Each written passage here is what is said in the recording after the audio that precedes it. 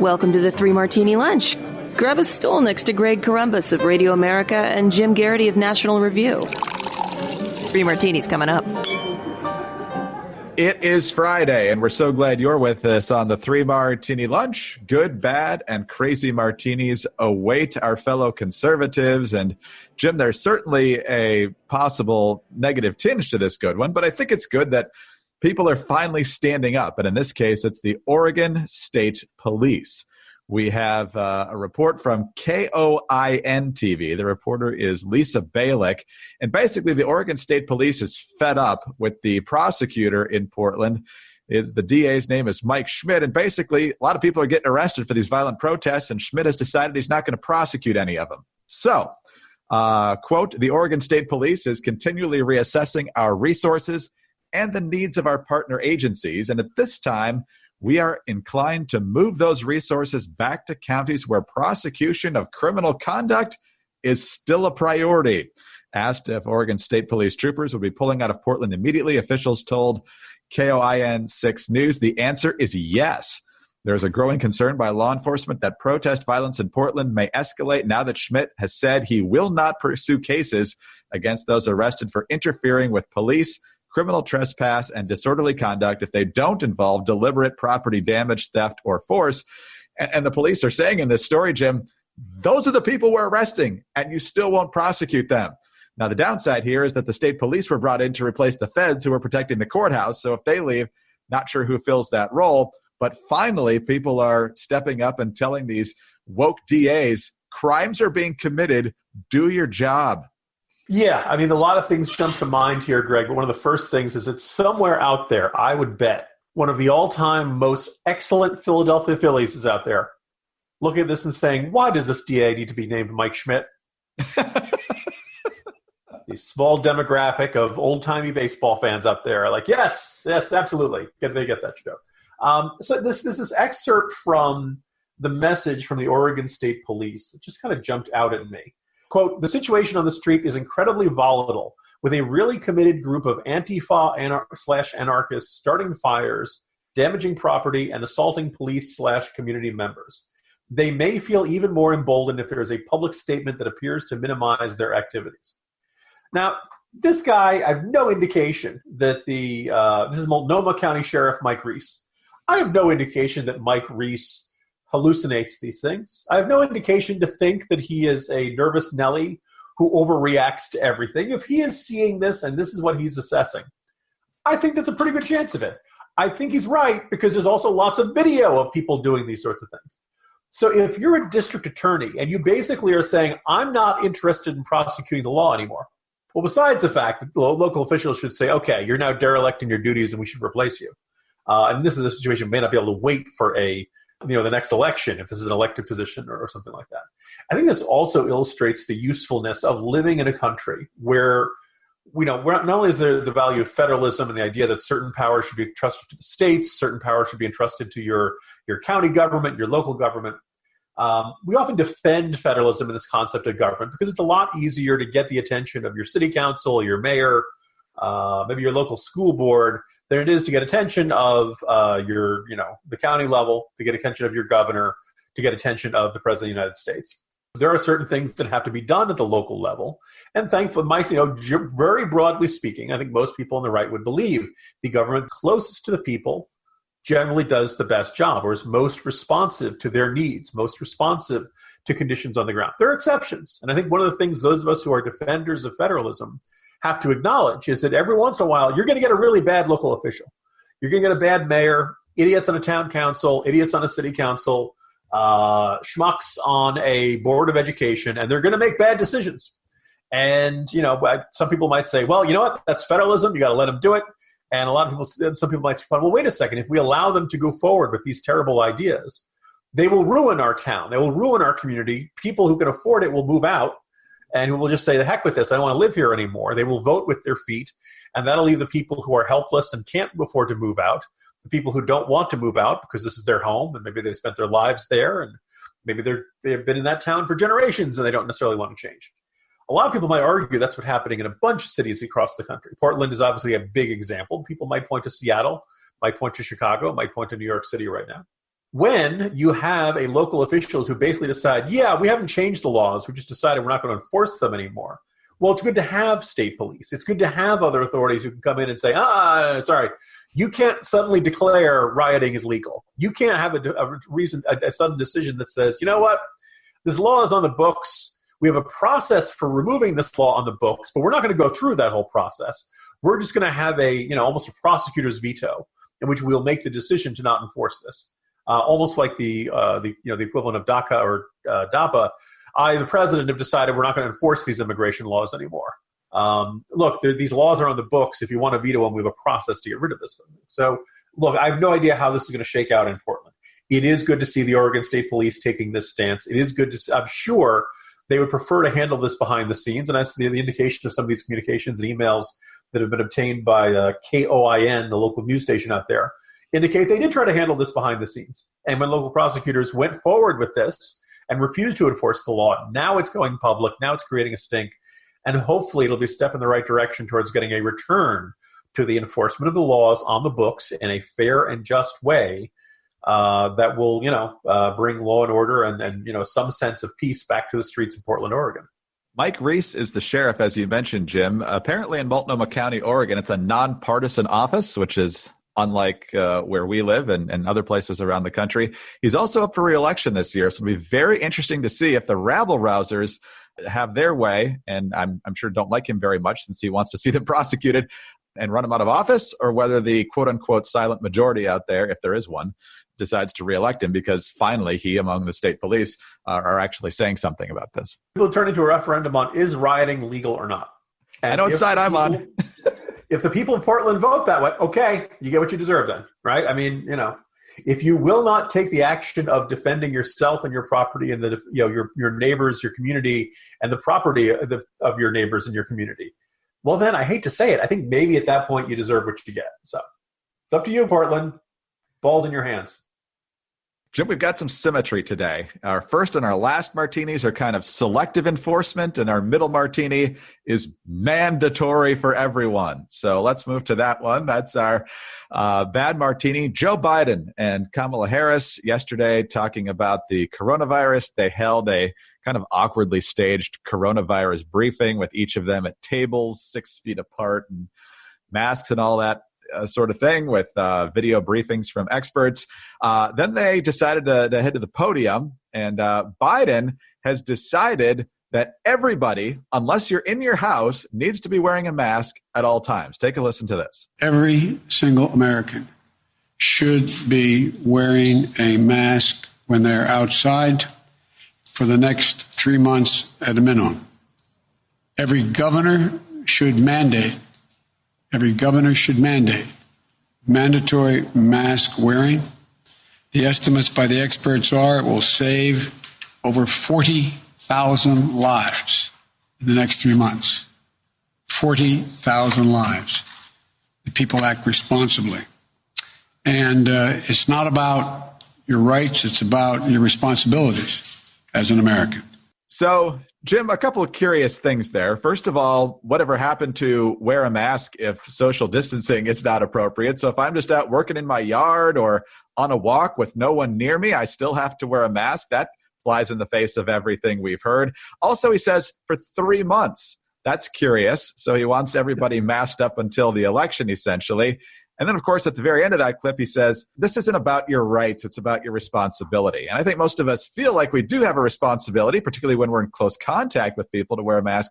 But the idea that we're going to pshaw on rights at the same time should worry some folks. Worries me. Yeah, so the first thing is, if you're going to make that, that's that decree, that ruling, this argument, that everyone should wear a mask, like I said, the 3 month deadline makes no sense because we don't know what the situation is going to be like 2 months from now. We don't know what a lot of people worry that with winter coming, it's going to be worse. But if the issue is winter, and if the issue is the concurrent, traditional winter flu virus, winter colds and stuff like that, well, then there would be no need to stop. And let's see, it's middle of August, that'd be middle of September, middle of October, middle of November. I wonder what happens in November. That'd be a particular mindset to Joe Biden, who's running for president of the United States. By the way, if we're lucky, we'll have the winner of the election by middle of November. It sounds like with the counting of the mail-in ballots, it will not be known on election night, although we'll see how that shakes out. So obviously, look, this looks like America, you need to wear masks until I'm president. And then I get to announce that, I'm not, even though, of course, he doesn't take office until January 20th. But I think what he gets at here, it actually kind of glides past, is an argument you've seen happening in a lot of circles, Republican and Democratic. And I was talking to a bunch of conservative writers recently. And there's this near universal sense amongst this group, you should wear a mask, put it on. I know it's not always comfortable, but you're not running a decathlon. No, you don't have to wear it when you're outside by yourself or with members of your household. Yes, you can slip it down if you're eating something or something like that. It's almost a courtesy. It's a way of putting everybody else at ease. Generally, the sense is that masks work, although I'd emphasize they work if they're above your nose. If they're below your nose and your nose is sticking out, it's not going to work. And I'd like to specialize this to a waiter at my restaurant down in Beaufort. But what's more is, all right, so let's say somebody doesn't do it. What do you want to do about it? And, the numerous establishments, restaurants, stores, bar, restaurant, people have said, please stop berating our staff for attempting to enforce a law that has been put upon us by state authorities, county authorities, et cetera, et cetera. And by and large, don't yell at your waiter for asking you to wear a mask. Yell at your waiter for the fact that his mask is below his nose. That's my rule of thumb.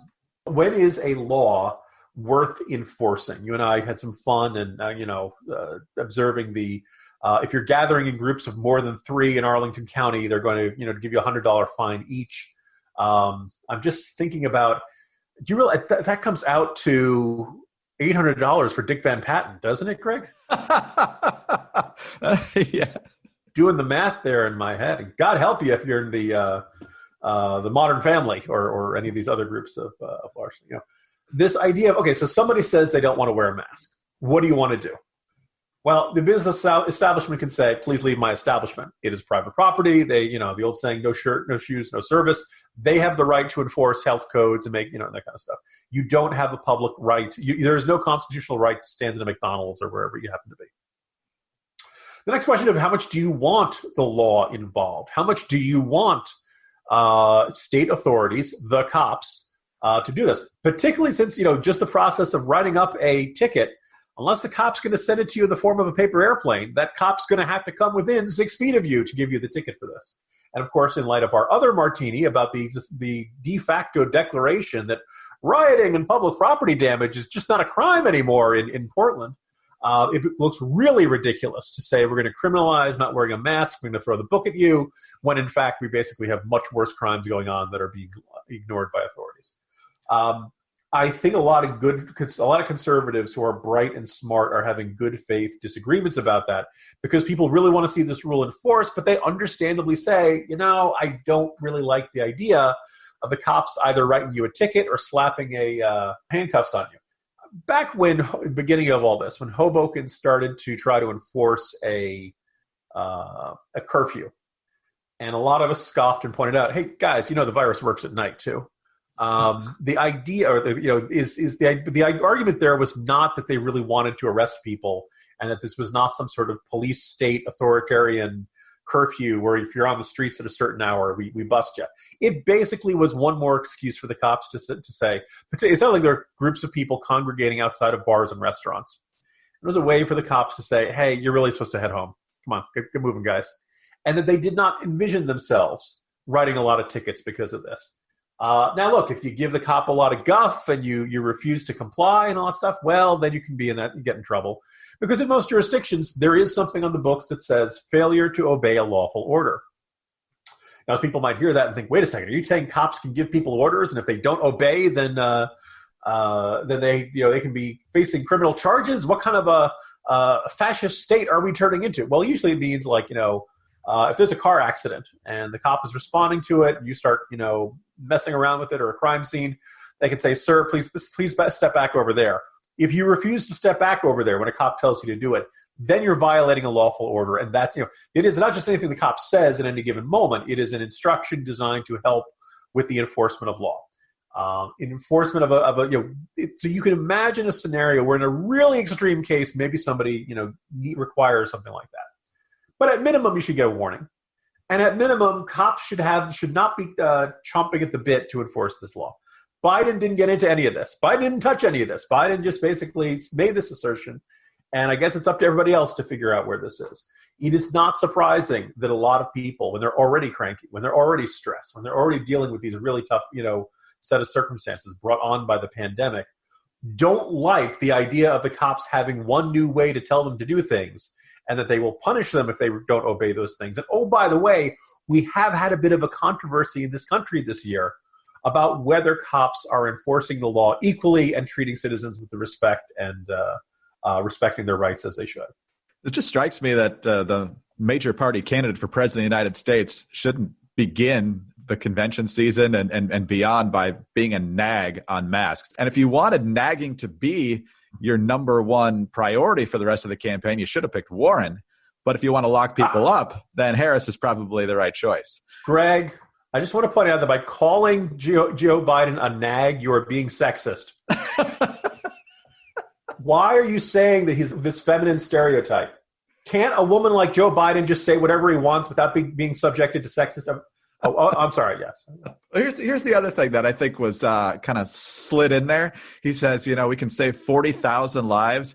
So assuming every state doesn't obey him here, which is clearly going to be the case, he's going to be able to show up at those debates and go, there's thousands of people who are dead now who didn't have to be because you didn't do what I asked you to do. And so that's going to be his argument. I would tell people if you're really, hearts and flowers about Joe Biden, which is a demographic not likely to overlap a great deal with much of our listenership, but take a look at Joe Biden's proposal for the coronavirus and the pandemic plan. There's very little in it that I object to. I do note that most of it is very generic. He's talking about the importance of keeping Dr. Fauci on board. Okay, good. I agree with that. Fauci's still there. I'm sure, yes, a Biden White House would probably not circulate talking points against Fauci at all the times he's been wrong. The president has said a lot of things about the coronavirus that I don't like, that have been wrong, that have been misleading. It's going to fade away someday. It's going to disappear, et cetera, et cetera. But when you look at what Biden would do differently, it's not that much. It's very generic. I would unite the best. Okay, all right. The whole experts are meeting. The whole experts, the actual what the Biden administration would be doing different in policy is really not that different. And so it'd just be I would talk about this virus differently than Donald Trump, and give him credit for that. I guess let's also not pretend that you elect Joe Biden and presto changeo, you've suddenly got a vaccine and everything's going to be hunky dory. In fact, there's every now and then Biden makes comments that indicate that he thinks that this warp speed project being developed by the White House is going ahead in an unsafe manner and not, skipping over FDA reviews and all that stuff. There's no indication to this. Redfield, who I keep calling Robert Redford, and Fauci and everybody else, they're all basically saying, no, everything involved in this is fine. We're not going to rush out a vaccine that we don't know is safe or that could have terrible side effects, et cetera. But Joe Biden seems to think this must be rushed because it's being done by the Trump administration. So in theory, you can make the argument that electing Biden probably slows the arrival of the vaccine to our shores. I don't think it's necessarily the case, but certainly Biden seems to think the process is being rushed, and he doesn't have not seen any, really compelling evidence of that. But that's the narrative, and he's going to stick to it. We're going to bring the best people together. Okay, good. Yeah, good. As if anybody runs on, I will bring together the worst.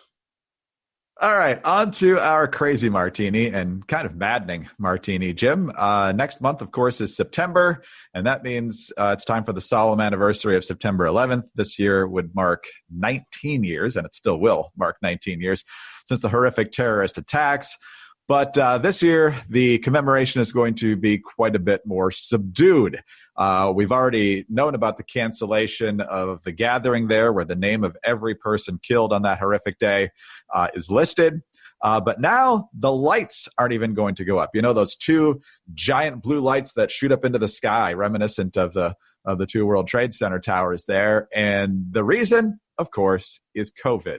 So, Jim, the reason for this is because apparently it takes a couple of weeks to get all the lighting gear set up. It's about a 40-person crew, and people are worried that COVID is going to spread.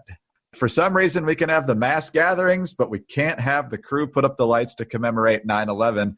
It's just another maddening double standard from New York City. I'm not even sure which person's directly responsible for this, but probably de Blasio. And shame. Never forget for 18 years.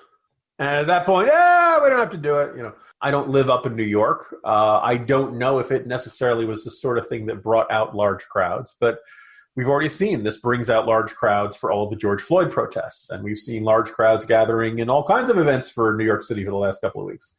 You can argue whether it's a good idea or a bad idea. But the other thing is, when you have that many people living that close together, crowds are going to form, in the normal times, crowds form in New York City, street corners when the light says don't walk. Keeping people 6 feet apart in an island of Manhattan is just going to be difficult. The idea that, this is a dumb era. I have a corner post. It's all about this mentality of people who believe, quoting Rahm Emanuel at the beginning of the Obama administration, never waste a crisis. I got to correct listeners because I know everybody right now is saying, wait a second, I remember this. No, the slogan of the Obama administration was never solve a crisis. And that's not quite the case. Although I think if your attitude towards every crisis is, this is an opportunity for me to get something I've always wanted. I can use this, then you end up not solving crises because you're always seeing these crises as things to exploit to get your pre-existing political goals. I don't know if there's somebody in the New York City government who hated those lights and who hated the 9/11 commemoration. I hope those people don't exist. But you'd like to think that people in New York City would look at this and say, wow, the pandemic's really terrible. We really want to reduce the spread. We really got hit hard in the spring, but there's got to be some way we can make two lights go up in the sky that has been such a key part of how we remember and this giant important symbol of the spirit of New York. There's got to be some way we can do this, and keep it going and not have to say, because of this pandemic, we're going to look, we're trying to play pro football. The Yankees and Mets are playing. I would say the quality of the Knicks has not changed since the pandemic started. I'll put it that way. Sorry, Knicks fans out there. Everybody else is trying to figure out some way to keep what's important in their life going during this pandemic. They can't get two lights in the sky? Really? They can't do that? It's utterly ridiculous, and you have this sneaking suspicion this is somebody who is always bothered by it. I don't know if they associate it with George W. Bush. I don't know if they think they associate it with patriotism and jingo. For whatever reason, people don't seem, there's somebody out there who doesn't think this is important enough to try to continue, and it sticks in my craw, and I think it's very symbolic of what New York City has become under Bill de Blasio. I think you're putting your finger pretty close to at least part of this. I'm not going to ascribe it to any particular person, but I think we've seen this over the years with the commemoration. The remembrance of what happened that day has been sanitized to some extent because people think it's somehow xenophobic or what have you to point out that Islamic extremists attacked this country with 4 different airliners, 2 of them in New York City that day. That's what happened that day. If you want to ignore that, you can try, but those are the facts, and 19 years later, they haven't changed.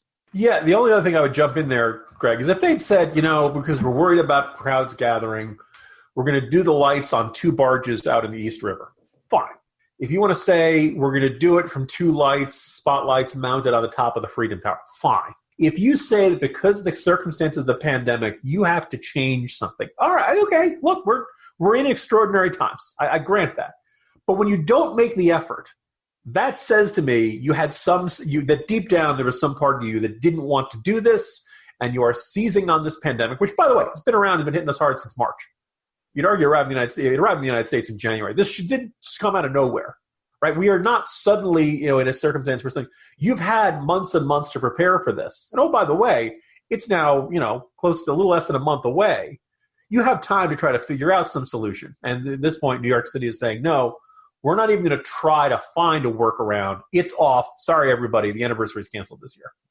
Isn't the whole point of the blue lights that you can see them from anywhere in the city? So you don't actually have to gather? Yeah. The explanation just doesn't make sense, but we will not be forgetting. Jim, have a great weekend, and we will see you again on Monday. See you Monday, Greg. Jim Garrity, National Review. I'm Greg Corombos, Radio America. Thanks so much for being with us today. Please subscribe to the 3 Martini Lunch podcast. If you're so inclined, we'd be very grateful for a kind review and a 5-star rating. Have a great weekend and join us again on Monday for the next 3 Martini Lunch.